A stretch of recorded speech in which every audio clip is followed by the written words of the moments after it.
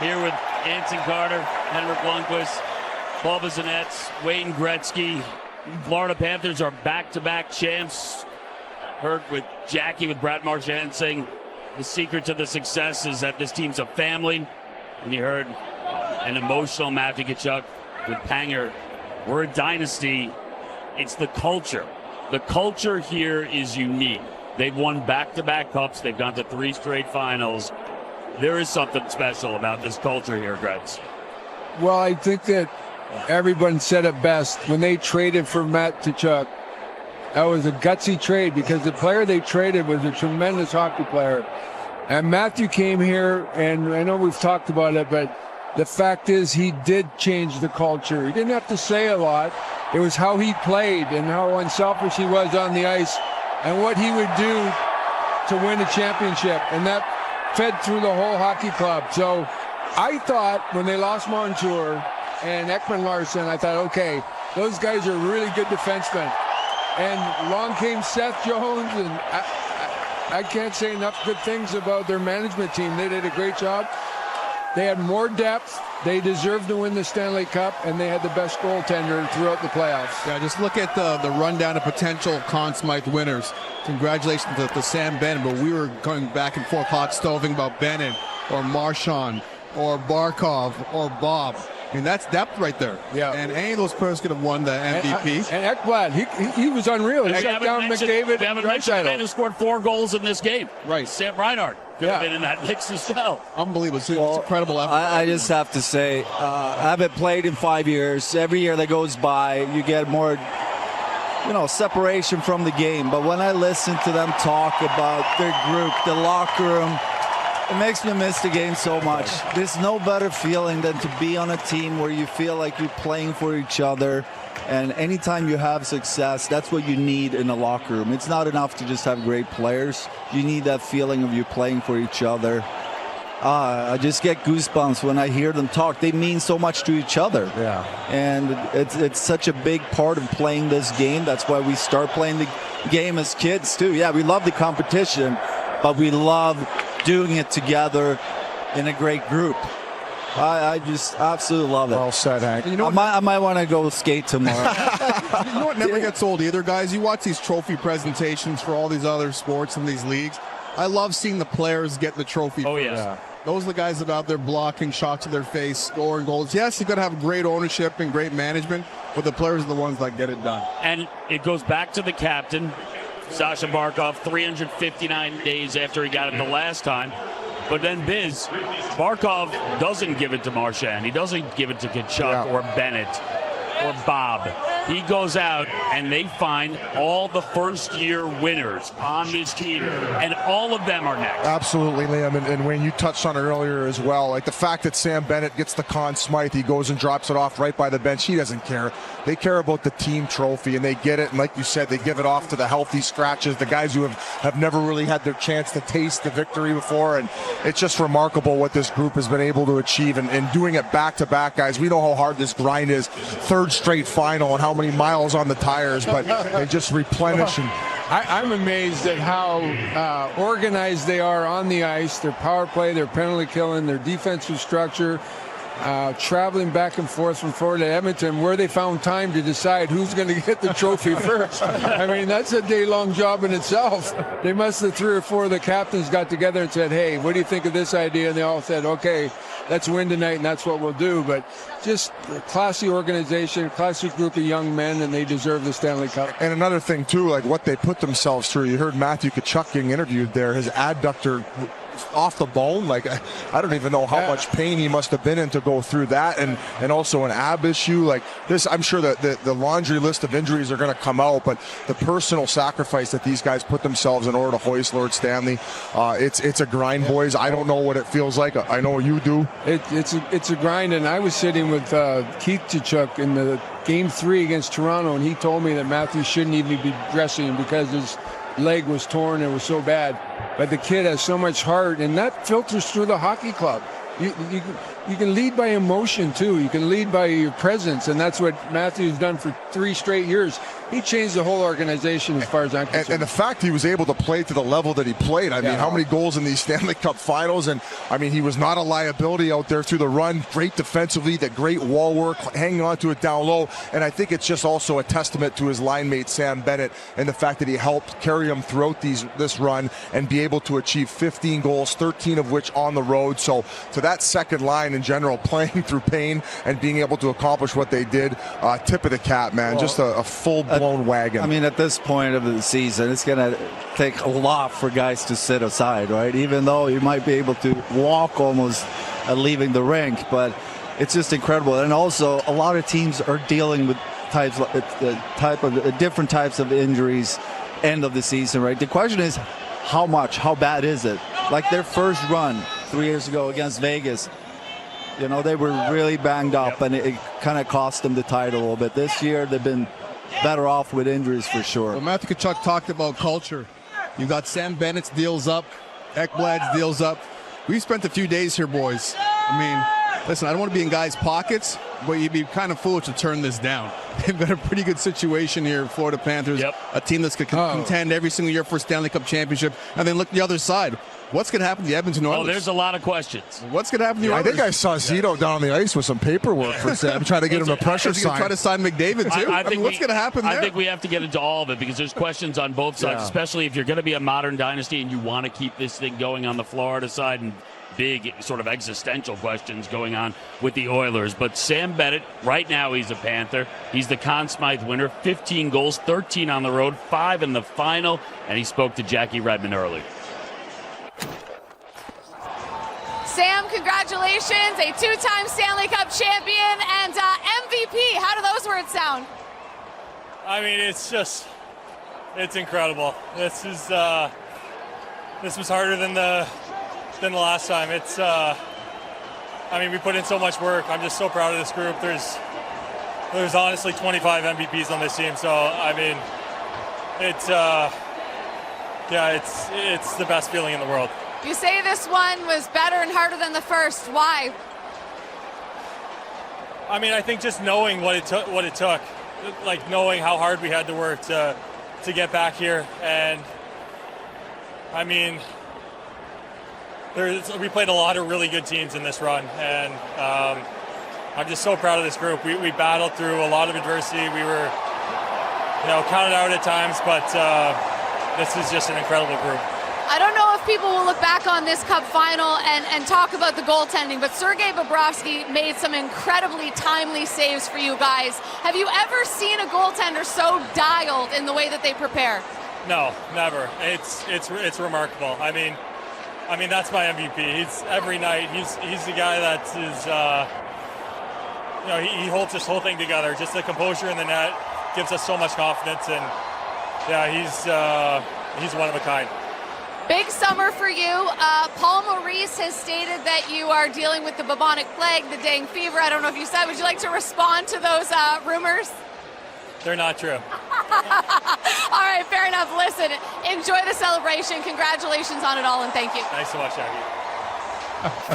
And you know what? You know who doesn't get enough recognition? Dale Talon for signing Bob. He was the guy that said, you know what, this guy is going to change our franchise. And he struggled a little bit for a couple of years, and all of a sudden he turned it around. When he turned it around, amazing. There was a time going into that run, we were here for that final run where they went to Vegas. I mean, you could not talk about Sergei Bobrovsky without bringing up his contract, and it wasn't a positive note. It was one of those things that he wasn't living up to. Now, that's gone. We're talking about a future Hall of Famer. Yeah, he's underpaid now. Yes. And Sam Bennett is going to get paid. I mean, and we'll see if he stays, but you keep hearing that word over and over, that this is a family, and it has that family vibe. So we'll see. I think they took it to a whole new level when Bush went down to the steam room, and it was all of them in there, and Bush couldn't even get inside. So that was a great little inside story from the JW in Edmonton. The team steam. I wonder if Charles is down there with the tea towel again. Yeah, but like you said, man, this is an amazing group, and no shocker that they were able to accomplish this with the dedication and that family-like atmosphere every day in the locker room. But I put my money on it. I think Bennett and Ekblad will stay. I really do. I think they both stay, Hank, and they want to run it back. Well, if another I'm time. Florida, I'm going to do whatever I can, right, to keep them. They're such a big part, not only the team, but the DNA of the team. How about Ekblad? The way he played these playoffs, I didn't know he had that in him. I mean, I knew he was a great skater and skilled guy, but he was physical. He played on the edge and kind of got the opponent irritated almost every game. Little edgy. And absolutely. He played every shift, either against Draisaitl or McDavid or both. And didn't miss a beat, and he was physical the whole series. Well, you said it earlier. He had that rest. Yeah. You know, when he had those games off. It's invaluable. He's He fresh. had 20 games off, and he came back. He was just a horse out there. He played as good as I've ever seen him play. And having Seth Jones certainly helped, too. You know, takes that pressure off that right side. And you mentioned the unrestricted free agents for Florida: Bennett, Ekblad, Nate Schmidt, Brad Marchand. Some big names there. Some guys who are definitely, if they want to, going to go out and get paid. They definitely deserve it. We'll see if Florida can keep them. The guy who runs the whole thing, Paul Maurice, he has been, from start to finish, the last couple of runs, the voice of this team. Part jester, comedian, philosopher, and he pushes all the right buttons. And now, back-to-back champion earlier with Jackie. Paul Maurice, congratulations. You guys are officially back-to-back Stanley Cup champions. You know, Sam Bennett said this one was harder to win than the last one because he knew going in what it would take. What will define this run for you? Well, I don't know how they got up the mountain. I mean, we were all standing at the bottom of the start of the year, and it looked pretty high. And we had a lot of twists and turns. We covered a lot of miles, and we had injuries. But these guys love each other. That's the best I can come up with. It's the truth, and it's the way they treat each other. They care about each other. And that's their energy source, and it's the most powerful energy source, and it certainly didn't come from the coach, but they love each other. You know, 3 Cup finals ago, you told me that the love these guys have for each other basically eliminated any cynicism you might have had left about professional sports. 2 years later, how proud are you of what they've done since then? You know what? I've been really lucky my whole career. I've coached in wonderful cities. I've had great teams. These guys are different. Like, I haven't met people like this before, right? It's the collection of them. There's great men on every team. It's just all of them, all of them, every guy. So the first guys to touch the Stanley Cup are the guys who hadn't won it before. And some of those players never played in the game, but they're all part of it. And that's the Barkov effect in our room. He loves everybody. Everybody's part of it. You can tell it sort of emanates off the group, if you will. You look at guys like Marchand, like Nate Schmidt. They come in, they seem to fit in seamlessly. Is that a product of that culture that has been built? Right, they show up here and it's like they've been here 10 years. And then Evan Rodriguez said it to me the best last year at the end. He said, it's the first place I've ever been where I could just be myself. I didn't have to be tougher or funnier or any of the things that I'm not. Well, he's tough, but I could just be myself. And I think that's where that comes from. What can you say about the dog that is Sam Bennett and the way that he performed this postseason? Because I remember a time when he was trying to find his place in Calgary. He seems to have found a home for now here. Yeah, I mean, he gets here and he plays with a great player, Jonathan Huberdeau. And then the next year, Matthew Tkachuk shows up. And then what happens is his game develops. It gets better on its own, playing with those players, changes the way that you play. Stuff his nails.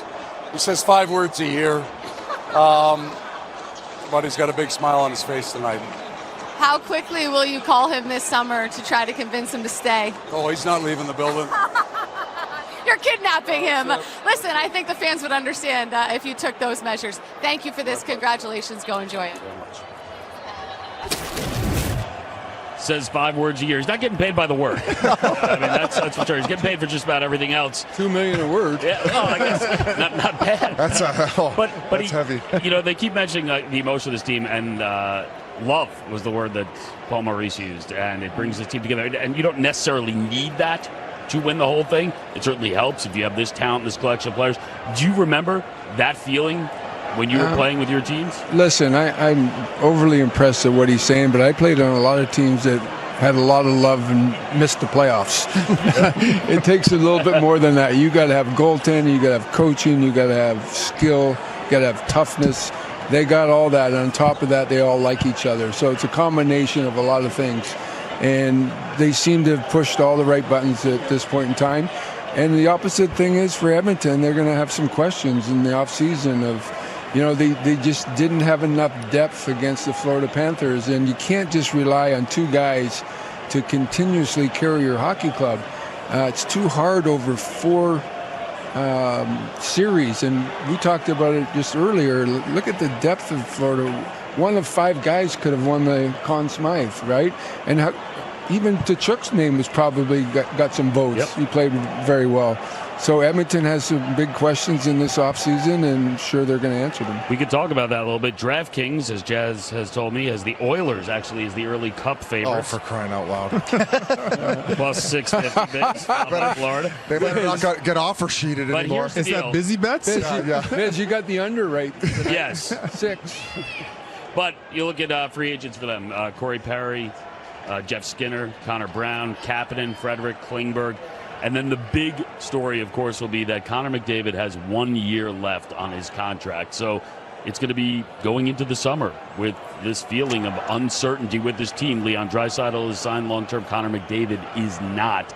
And now you have a lot of Oilers fans, back-to-back years, didn't get the title, and now they're wondering how secure is this team. Yeah, and especially after going back-to-back, too. I mean, Connor McDavid is going to determine what happens when it comes to free agents. Guys' deals are up, and a lot of players took less money to come to Edmonton for a chance to compete. And if McDavid's there or not, that's going to dictate what a lot of free agents are going to do, Gretz. Yeah, it's a tricky, slippery slope, right? And nobody really has a understanding of what exactly he's going to do. All I can say is I know he loves it there. I'm sure it's pretty easy to negotiate the deal. How much do you want on the cap over 8 years? I could do his deal. Yeah, 19.3 million or whatever the number is going to be. So that's not going to be the issue. The issue is he going to re-sign it? But from all indications are he loves it there. He likes the coach. Coach has been with him since junior hockey. He's very close with Leon, and Corey Perry has been a good fit for that team. So I would be surprised if Connor's not re-signed. I got to congratulate, obviously, the Oilers on making it back-to-back finals. Congratulate on the way they were able to replenish the lineup. But going back to last year, how hard is it, Wayne, when you've created this foundation, when you have certain guys like McLeod, Broberg, Fogle, and Holloway, and all of a sudden you have to say goodbye to those guys and kind of reestablish that core group where, to me, I feel like as good of a job as they did, there was a big miss in reestablishing that culture that brought them there the first time. They got the taste, but weren't necessarily able to bring those same guys back. Yeah, and it's a funny game because if you look at the first 3 rounds, Edmonton was as dominant as a team as anyone. I mean, they played extremely well against a good team in Vegas. They beat LA. They went into Dallas and took home ice advantage and beat Dallas, who was a really good hockey club. And we all thought, okay, Edmonton's got home ice this year. That's going to be the difference in this series from last year where Florida had Game 7. And all of a sudden it's 1-1 leaving in Edmonton. And I'm thinking, wow. And listen, if Edmonton doesn't have that comeback in Game 4, they're down 3-1 going back to Edmonton. So I don't know. They got some questions they got to answer. I'm sure they will. Stan Bowman's won 3 Stanley Cups, and he's been to finals. He knows what he's doing. And listen, when you can build your team around 29 and 97, that's a pretty good start. But I think they have to say, okay, is this our goalie or not? They got to solidify that. You can't go into Game 5 of the Stanley Cup Finals and switch your goaltenders. That's very rare that it's ever happened. The mismatch in net it's overwhelming in this because you do have a future Hall of Famer and you have another team that's going back and forth. Yeah, I think that was the big question going into this series, right? It was a little bit of a mismatch, no question about it. Not to take anything away from Stuart Skinner or Pickard. I thought, leading up to this series, they did a fantastic job to take their team here. But playing the best team in hockey right now, you're going to need extremely good goaltending. And we talked about it going into this game tonight, about the timely saves that Bob gave Florida throughout this series and throughout the playoffs. And it just gives them so much confidence and calmness because it's so many momentum swings and your game might, lose an edge here and there for 5-10 minutes. That's when you need your goalie. And I felt like as soon as Florida got a couple opportunities, they made Edmonton pay. So, yeah, it was a little bit of a mismatch in And my Hank, opinion. especially in this series, it felt like in the first 5 minutes, most games, Edmonton would really bring it. He'd make a few clutch ones, and then they'd finally establish their game. Yeah. And like you said, that was just so important for them to get them over the hurdle. And wow, it's a remarkable run. Well, I just want to know how they're going to fit all those people in the locker room. The old days, we used to bring everybody in the locker room, and that locker room ain't that big. No locker room that big. But these images are so great. We're going to step aside for just a moment. But these are the players with their family. We talk about all of them with their teammates, and you see Barkov getting the cup, but nobody gets here alone. Barkov hoists it.